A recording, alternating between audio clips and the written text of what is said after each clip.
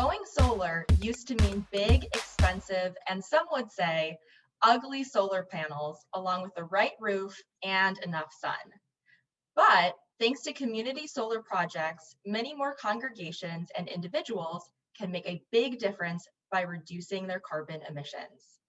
To hear about one congregation's experience with this, let's welcome Jim Babcock and Art Spooner, who are part of the environmental justice team at First United Church of Oak Park. I don't hear about very many churches that have an environmental justice team. It sounds amazing, but I'd love to first just jump in and hear about how that started. It was probably been close to 10 years ago. There were several members of First United who were interested in environmental issues, including the climate and issues about clean water, clean air, and how those issues affect people. And so we decided let's work together on various issues. And a lot of what we did was educational to start, to educate ourselves and then to take what we learned to the congregation. And so we did educational events. We did also advocacy events where we helped advocate for environmental laws and bills at the local and the state level. And so then we also at some point joined with other churches. We noticed that there were several other congregations that were also engaged in the same kind of work, and we helped form and join the Interfaith Green Network, which operates in Oak Park and River Forest, and now comprises of anywhere between 15 and 20 congregations totally in our area, where we continue to share information and to collaborate on various activities. As a younger member of the church, I think it's incredibly encouraging to see church communities coming together around really important issues like environmental justice. Art, I'm wondering if you could tell us a little bit about why it is important for the church to be involved with environmental justice. For me, anyway, it's mostly about stewardship. And stewardship comes into several facets of environmental work. There's stewardship of our creation. There's stewardship of our resources. There's stewardship of our land. There's stewardship of our money. And it's all kind of wrapped up into a lot of the things that we can do with an example like community solar. Any tactics for how the planning team might have sold environmental stewardship to the congregation? We started off with a foundation of the education that we'd been doing with our individual team and with the congregation as a whole. Through our adult education series, we had several forums where we talked about climate change, the science of climate change. We talked about the importance and the relation to public health.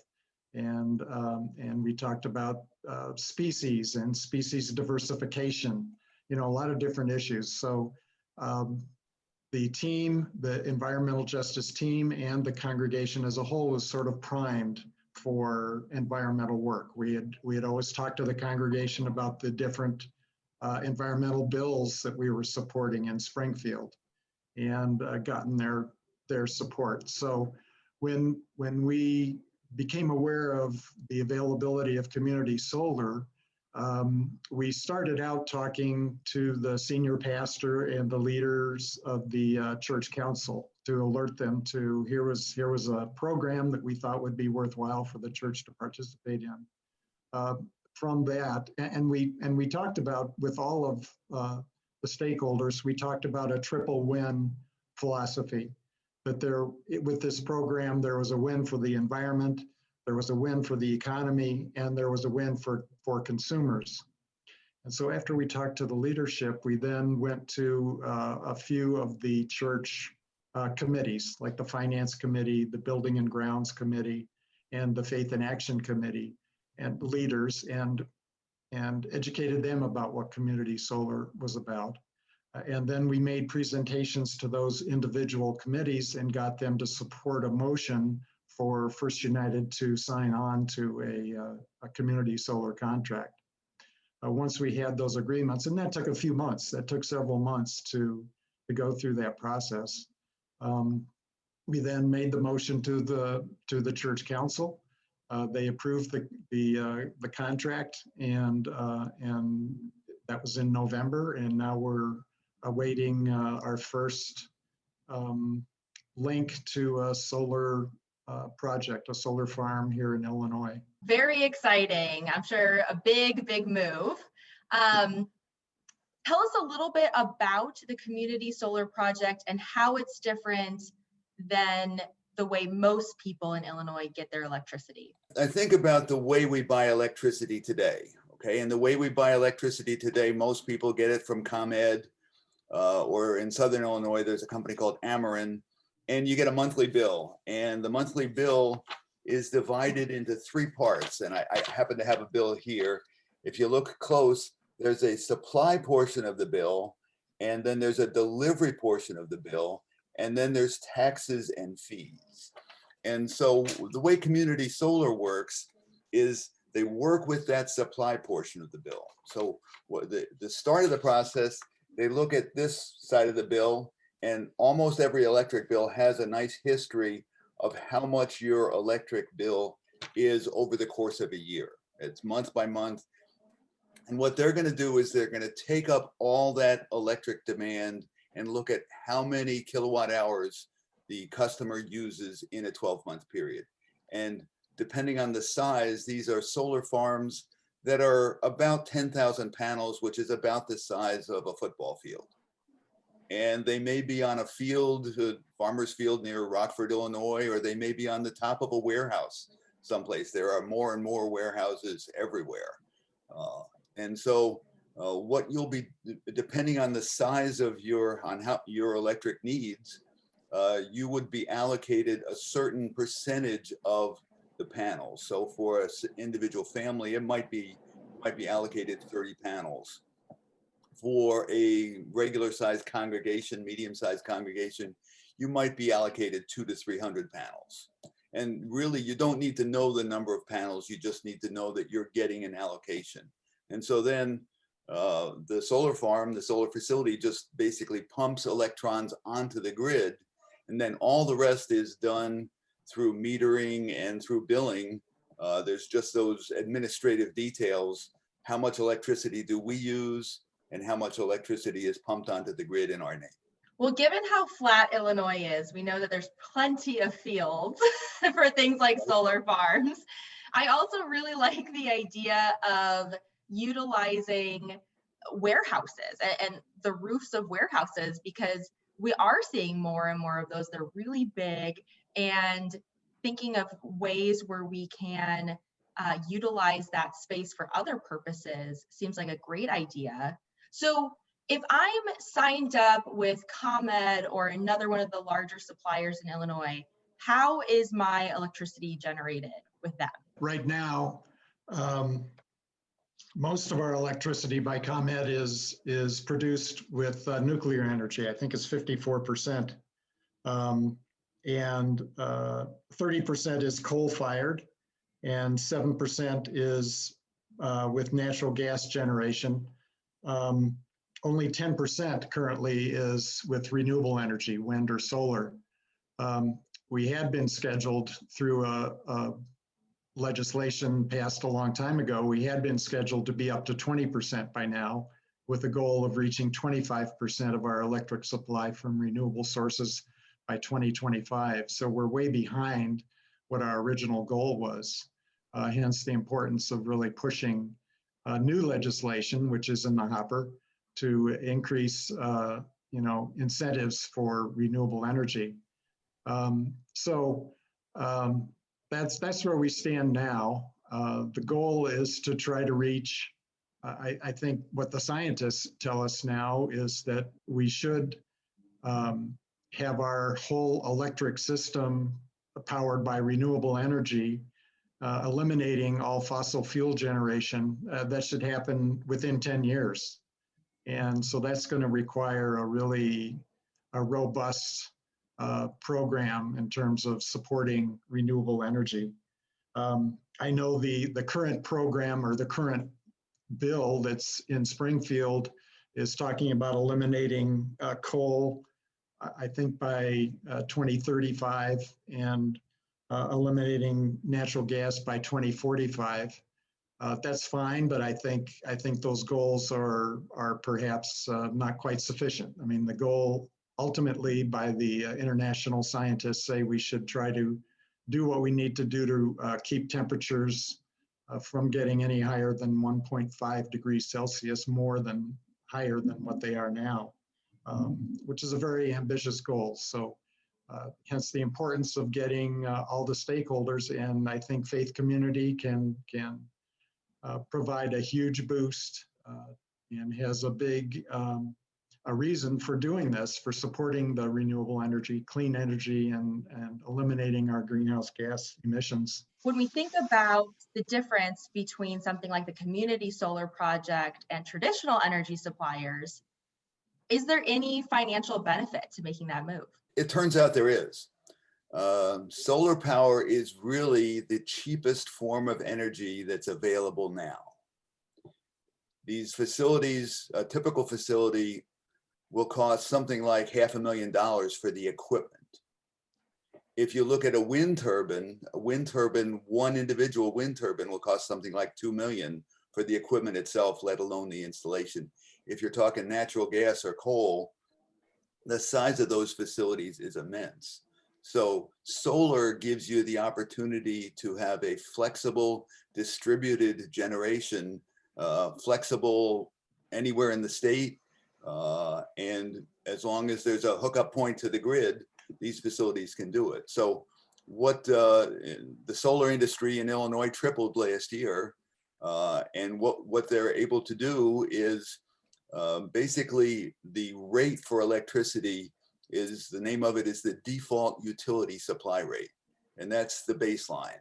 And so every community solar offer we've seen, and there are about 7 companies involved in the state of Illinois in doing this, every solar offer we've seen is at least 10% less than that default supply rate. And most are 20% less than the default supply rate. I can tell that you both have done your homework on this. You know, the units, you know, all these different aspects of it. It sounds like part of it is the infrastructure, and that at this day and age, we have more infrastructure that things like solar energy or solar panels can plug into than maybe 10 years ago. That's part of the development that needs to happen with increased funding, and the increased demand for things like community solar allows developers, solar developers, to gain the financing that they need to continue this kind of development. I should say that this is the kind of technical expertise that we tried to sort of stay away from, the nitty-gritty, in the weeds kind of discussion. There are some people in our congregations that are very knowledgeable about how the Illinois Power Association works and all the rules and regulations. It can get very complex. And one of the signs of that is that the Future Energy Jobs Act that many of our congregations supported and helped pass 4 years ago, it took 3 years or more for the community solar that was enabled by that act to become live. And in those 3 years, there was a lot of technical rulemaking and everything being made. When we make presentations to other churches and to members of our congregations, we try to keep it simple, and that's really been very successful. And that's what I recommend, that people that are interested in these kinds of projects, certainly price is one of the first questions, just as you hinted. Price is one of the first questions, and it's a wonderful question to get first, because the answer is simple. The answer is yes, it's cheaper. And you know, the finance committees love to hear that. And then when we talk about the effects on climate, that reducing our greenhouse gas emissions is a primary strategy for nationally and globally for reducing greenhouse gas emissions, that appeals to certainly, you know, everybody who is interested in creation care and preserving our planet and preserving the well-being of our brothers and sisters around the world.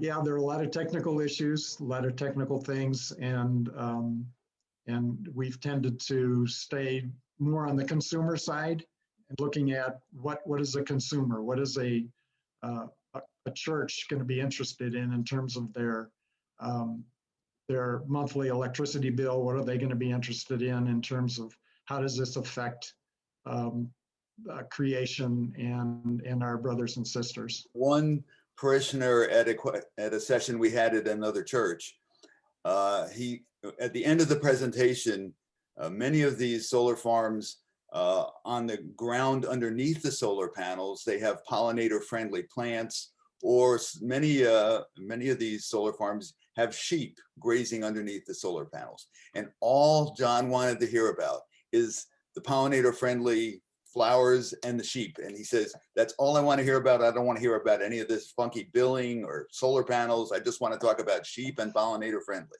Our congregations are made up of so many different people and so many different voices and experiences. And so being able to speak to the technical and the emotional, the practical and the theoretical can be really important when we're talking about something as important as environmental justice.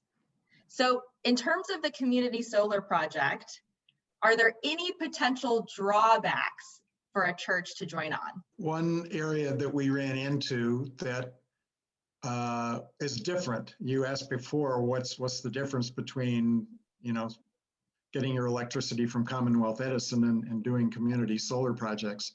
One difference for a larger user of electricity, like a church, our First United uses enough electricity, I think, that it would power about 20 or 30 homes. And so that's one reason why it was important for us to get the church onto community solar, that, with one account, we could increase the amount of renewable energy that was being used by 20 or 30 times compared to talking to 20 or 30 different homeowners to get them to sign up. But one of the ways that, and I guess one of the rules about the community solar is that for larger accounts like that, they have to break it up into multiple solar farms. So First United's account is actually going to be split up into 4 different farms. And for some of the vendors, that made signing contracts a little more complex. So what we have determined over the course of a year of experience doing this is that we're tending toward vendors who are making that contract system a little simpler so that you only have one contract to sign instead of maybe 4. The other difference is you may get a separate bill. In some cases, you may get a separate bill from the supplier, the solar farm, separate from the delivery aspect, which would come from Commonwealth Edison. In other systems, I think they're trying to integrate the billing to make it simpler. So, this is a program that is going to learn by doing. There are some states that have been doing this for 10 years or more. Minnesota is an example. They've been doing this forever. And so I think we're learning from those experiences and from our own experiences now how to make these programs consumer friendly. And certainly they've got a lot of educational opportunities. There are several companies that have good videos that explain to people how the system works, how community solar works. They actually take you out to a solar farm sometime and you can see, on a Zoom call, you can see what the farm looks like, what the panels look like. So, they're really trying very much to be very consumer friendly. And, we've referred people many times to a website, Citizens Utility Board, which is a consumer watchdog in Illinois. And they vetted these organizations, these developers, and they have very good charts comparing the different programs that are available. So, which are all pretty much the same, but there are some nuances. Thank you so much to Jim and Art for joining us today. I'm Leah Smith for Different Drummers and the Greater Chicago Broadcast Ministries. Keep the faith.